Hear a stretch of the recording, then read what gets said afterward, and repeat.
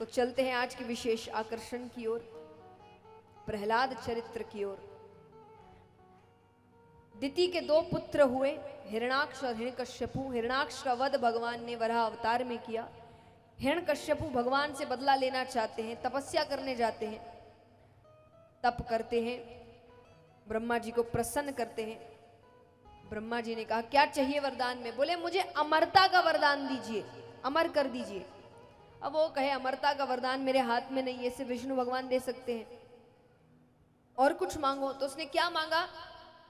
12 महीने में से किसी महीने में ना मरूं, ना दिन में मरूं ना रात में मरूं, ना घर के अंदर मरूं ना घर के बाहर मरूं, ना अस्त्र से मरूं ना शस्त्र से मरूं, ना नर से मरूं ना पशु से मरूं, ब्रह्मा की बनाई हुई सृष्टि में किसी से ना मरूं। ब्रह्मा जी ने कहा तथास्तु।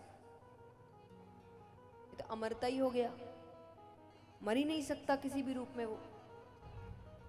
वापस आता है, इनका विवाह कयादु नामक कन्या से होता है, जिनसे उनको पुत्र हुआ प्रहलाद। बचपन से प्रहलाद जी को सिखाया गया भगवान यानी तुम्हारे पिता, वो भी यही मानते थे। अब वो एक दिन खेलते खेलते राजमहल से बाहर जाते हैं तो एक कुमारिन का घर मिलता है। कुमारिन रो रही है। प्रहलाद जी ने रोने का कारण पूछा। उसने कहा मैंने बिल्ली के 2 बच्चे पाले थे, पता नहीं कब इस मिट्टी के पात्र में बैठ गए और मैंने इसको आग पर चढ़ा दिया। मैं भगवान से प्रार्थना कर रही हूं कि उनकी रक्षा करे। वो कहे रोने की क्या बात है, मुझे कह दो, मैं भगवान से क्या आता हूं। अरे राजकुमार आप भगवान को जानते हैं? अरे मैं उनके साथ रहता हूं, मेरे पिता तो भगवान है। कुमारिन कहे अपने आप को भगवान कह देने से कोई भगवान नहीं बन जाता। भगवान तो वो परम पिता परमेश्वर है। कोई भी बेटा अपने पिता के खिलाफ तो कुछ नहीं सुनेगा। प्रहलाद जी ने कहा मैं अपने भगवान को दिखा सकता हूं, तुम्हारे भगवान है तो सामने आने को कहो, वरना आज तुम्हारी मृत्यु आई है। अब वो रोते हुए भगवान को पुकारती है। ये तो भगवान की लीला है, भगवान आएंगे नहीं, दर्शन देंगे नहीं तो भक्त बनेगा कैसे? तो भगवान को पुकारती और वहां पर साक्षात परम पिता परमेश्वर प्रकट होते हैं। बोलिए लक्ष्मी नारायण भगवान की। अब वो रूप देखकर तो प्रहलाद जी के हाथ से तलवार छूट गई। उस रूप के दर्शन करने के बाद वो वापस अपने राजमहल आ रहे हैं। देखिए राजमहल से बाहर भी चलकर गए थे, राजमहल वापस भी चलकर ही आ रहे हैं। प्रहलाद जी गए थे, प्रहलाद जी वापस आ रहे। बस अंतर क्या है, अब वो राजमहल में प्रवेश कैसे कर रहे हैं? श्रीमन नारायण नारायण हरि हरि श्रीमन।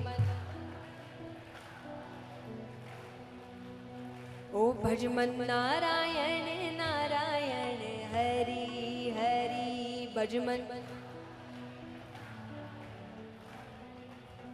ओ तेरी लीला सबसे न्यारी न्यारी हरि हरि तेरी।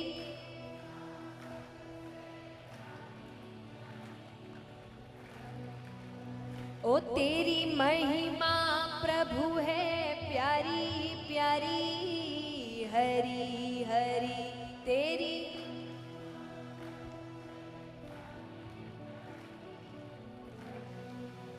ओ श्रीमन ओ भजमन।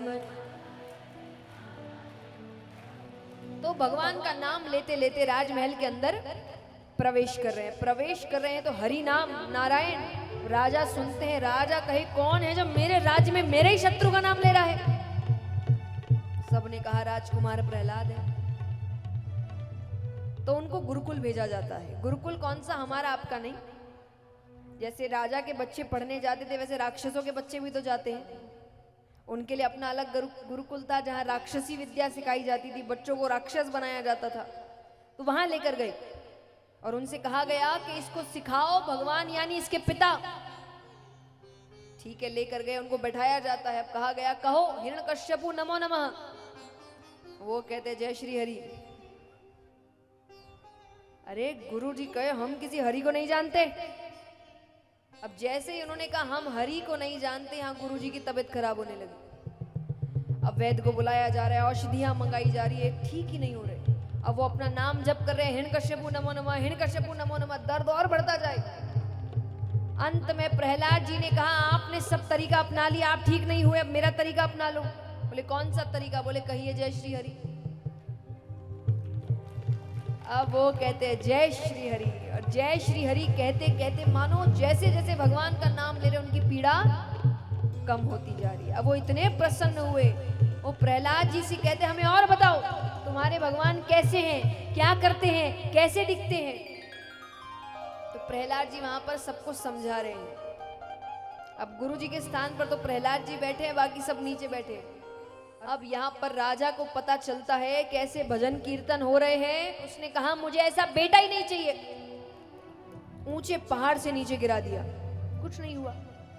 जलाकर मारने की कोशिश की, कुछ नहीं हुआ। विष देकर मारने की कोशिश की, कुछ नहीं हुआ। गरम गरम खौलते हुए तेल में डाला गया, कुछ नहीं हुआ।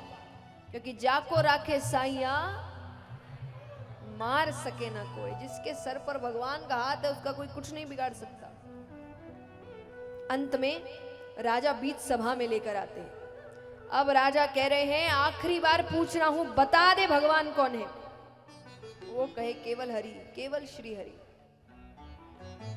बोले ये तुम नहीं, तुम्हारी मृत्यु बोल रही है। तलवार निकालते हैं, मार नहीं लगते हैं कि बीच में माता कयादू आ जाती है, माता की मृत्यु हो जाती है।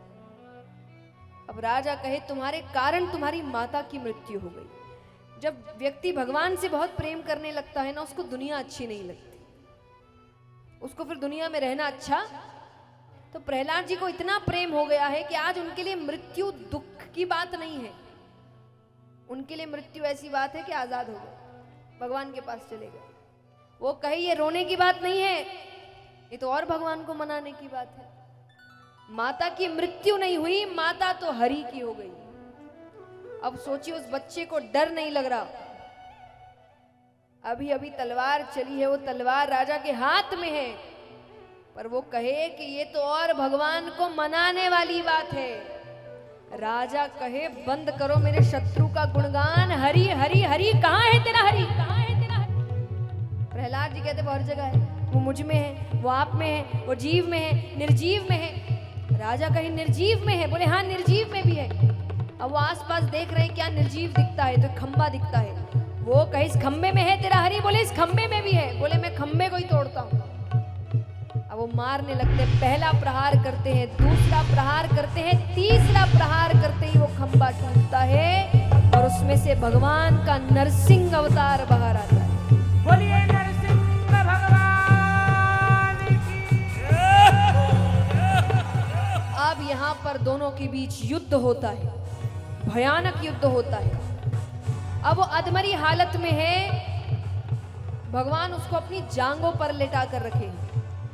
अब भगवान कहे कि तेरे मन में कोई शंका ना हो कि तूने तो ब्रह्मा से वरदान मांगा था, तेरी मृत्यु कैसे आ गई। तो मैं बता दूं कि मैं तुझे ब्रह्मा के दिए हुए वरदान के दायरे में रहकर मार रहा हूं। भगवान कहते तूने कहा था 12 महीने में से किसी महीने में ना मरूं, तो ये 13वां महीना पुरुषोत्तम महीना है। तूने कहा था ना दिन में मरूं ना रात में मरूं, तो मैं शाम के समय तुझे मार रहा हूं। तूने कहा था ना घर के अंदर मरूं ना घर के बाहर मरूं, तो मैं दहलीज पर बैठकर तुझे मार रहा हूं। घर की दहलीज होती है, उस पर कोई खड़ा हो तो कोई कहते ना बड़े लोग, या तो अंदर आके बात करो या बाहर, क्योंकि वो ना अंदर माना जाता है ना बाहर। तो भगवान उस पर बैठकर मार रहे हैं। भगवान कहे तूने कहा था ना अस्त्र से मरूं ना शस्त्र से मरूं, मैं अपने हाथ के नाखूनों से तुझे मार रहा हूं। तूने कहा था ना नर से मरूं ना पशु से मरूं, देख मुझे ना मैं नर हूं ना मैं पशु। तूने अंत में कहा था ब्रह्मा की बनाई हुई सृष्टि में किसी से ना मरूं, तो मैं ब्रह्मा की बनाई हुई सृष्टि में नहीं आता। भगवान ने सबको बनाया है, वो इस सृष्टि के अंदर थोड़ी आते हैं। और भगवान अपने हाथ के नाखूनों से चीरते हुए उसे मारते हैं। अब भगवान अत्यंत क्रोध में है, उनका क्रोध शांत नहीं हो रहा। देवी देवता सब आ गए हैं। अंत में सबने कहा कि जिसके लिए क्रोध आया है वो ही शांत करेगा। तब प्रहलाद जी आते हैं और भगवान के चरणों को पकड़ लेते हैं। प्रहलाद जी को देखते ही भगवान का क्रोध शांत होता है। वो उनको अपनी गोद में बैठाते हैं और जैसे एक पशु प्रेम करता है, एक पशु अपना प्रेम कैसे जताता है, चाटते हुए, तो भगवान उस प्रकार प्रहलाद जी को प्रेम जता रहे हैं।